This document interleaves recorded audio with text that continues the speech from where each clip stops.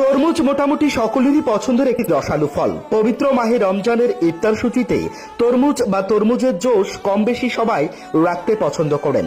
বর্তমানে দেশের অনিয়ন্ত্রিত বাজার ব্যবস্থায় মোটামুটি সব ধরনের ফলের দাম নাগালের বাইরে। এখন প্রশ্ন হচ্ছে, তরমুজ কেন কেজি দরে বিক্রি হবে?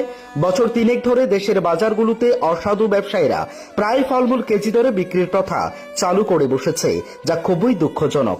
কদিন পর হয়তো শোনা যাবে কলা, ডাব, কাঁঠাল, আনারস এসবও কেজি দরে বিক্রি হচ্ছে। কথা হচ্ছে, কৃষক যারা এসব ফলমূল উৎপাদন করেন তারা ব্যবসায়ীদের কাছে কেজি দরে বিক্রি করছেন কি? উত্তর অবশ্যই না। তাহলে অসাধু ব্যবসায়ীরা কেজি দরে বিক্রি করবার দুঃসাহস কোথা থেকে পান?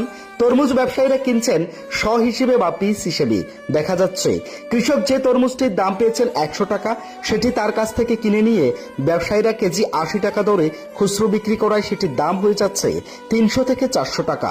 এমনকি কেজি 80 টাকা দরে এক পিস তরমুজ কিনতে 800 থেকে 1000 টাকাও গুনতে হচ্ছে।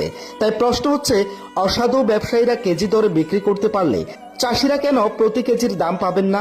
আর কৃষক যদি কেজি দরে বিক্রির সুযোগ নাই পাবেন, তাহলে ব্যবসায়ীরা কেন এই অনৈতিক সুযোগ নিয়ে ক্রেতাদের পকেট কাটবেন?